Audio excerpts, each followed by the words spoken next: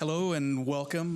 This is a new experiment here. I just thought I would pick up. I just bought this Osmo DJI pocket recorder, so we're going to see how it takes. And I thought my first video would be to respond to a friend of mine who noticed on my Spotify list that my number 2 most listened to song in 2025 was Pink Pony Club by Chappell, Roan, which I hadn't noticed that, but thanks for bringing it to my point. And I was thinking, how did that song even make it there? It's so out there. And at first I was in denial. I said, surely I didn't listen to that song.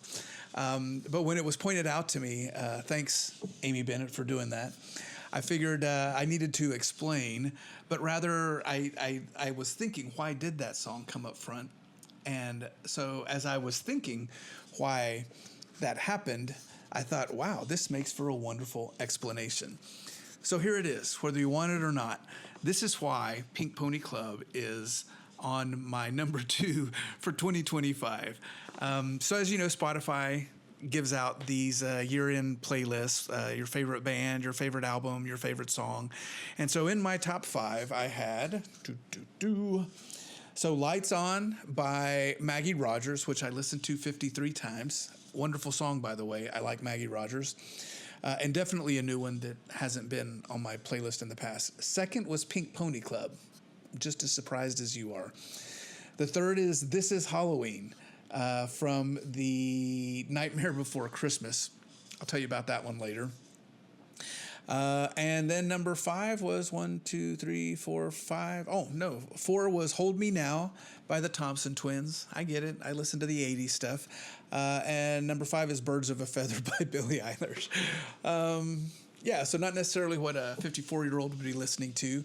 But as far as Pink Pony Club, so that song's been out for a while. I'm kind of late to the game. I don't really listen to the radio anymore. But when I was washing dishes one time and that song came on, you know, it's got a good beat. And I'm sure you're with me. There's a lot of songs now as an adult that we listen to the lyrics and we think, wow, I didn't know what that song said. So this happened to be one of those. I was washing dishes and the song came on my headphones.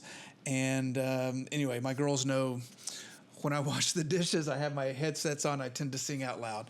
So I knew the chorus, but then when I heard the actual lyrics and listened to them, I thought, wow, this is pretty good. So the story, it starts with setting the scene. And in my mind, you know, I see somewhere in the South, you know, because she says her mother has a Southern drawl, just an innocent youth growing up, right? Similar to my childhood in West Virginia.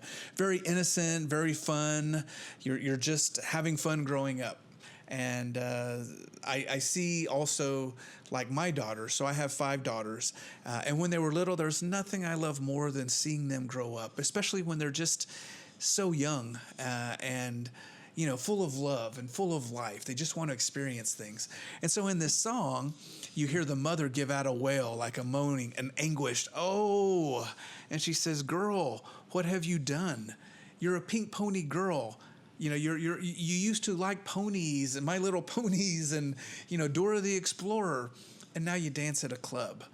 And so she's showing her anguish for and concern over a daughter who has chosen something other than what she would have liked to as a parent, as a mother. And then in response, the girl says, hey, Mom, I'm just having fun. You know, I'm where I belong. I'm dancing and I'm where I belong. So I love dancing. Dancing is like an escape to me. There's nothing I like more than going to an 80s club and just, you know, being lost in the moment. And I love that even in my youth. So I'm glad that we get to do it now. But the reason the song hit me, and when I found it, it was like a revelation. I put it on repeat and I was listening to it again because for me it had a little bit deeper meaning about what I've learned as an adult and as a parent to 5 daughters.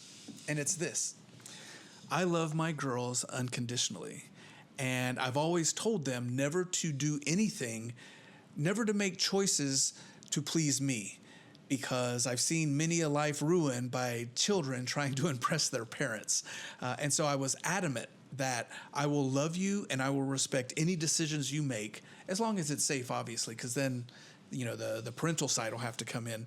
But I'm very proud of my girls for going their own way. They're all adults now. And I think it's beautiful that when we meet, like in Thanksgiving, that we can all chat as adults. But I do miss that youth. I do miss them calling me daddy, coming and hugging me when I got home from work.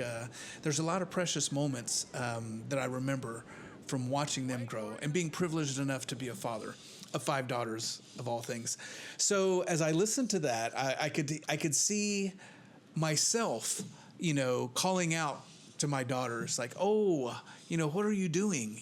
There's a safe route.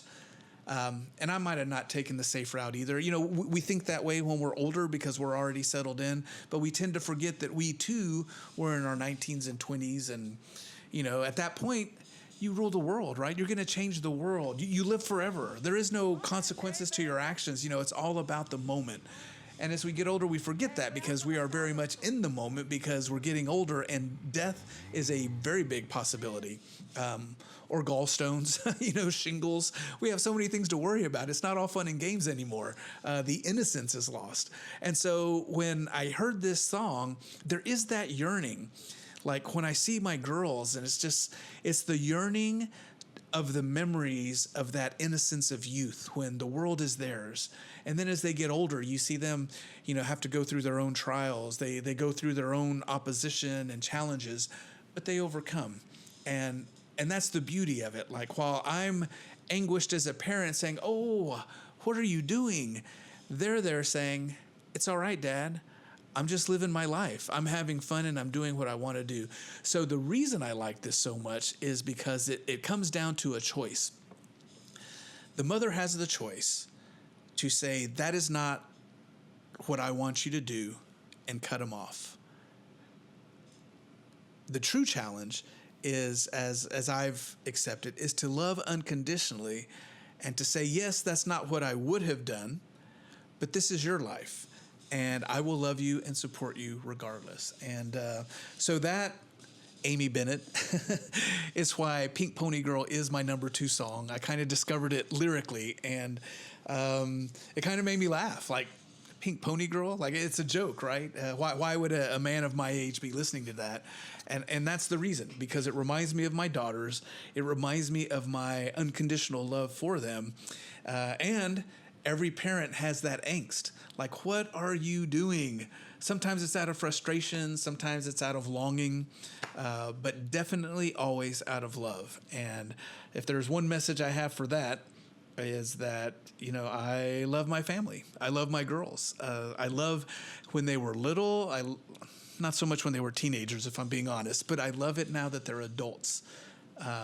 And as my therapist says, you can't parent an adult. You just have to accept and love what they do. And I hope that I'm a good enough role model that, they ask questions and still need my advice from time to time. But overall, the life is theirs. So even though I say, girl, what have you done? You're a pink pony girl. And now you metaphorically dance at the club, going your own way. I know that they're just having fun on the stage in their heels, and it's where they belong. Metaphorically.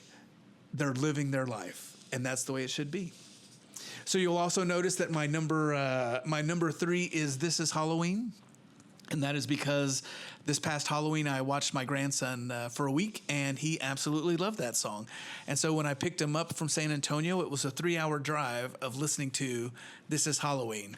And he's so freaking cute because Gloria has a Halloween tree, and on it was a little motion sensor that when you passed it, it would play that song. So first thing he would do is wake up in the morning and go to that Christmas tree, wave his hand, and start dancing to that song. So freaking cute. So I guess what I can say is 2025, my second and third choices of music on Spotify had really nothing to do with me and everything to do with my family. And that's all I got for you. So everybody have a great Christmas or whatever holiday's coming up. We'll talk to you soon. Ciao.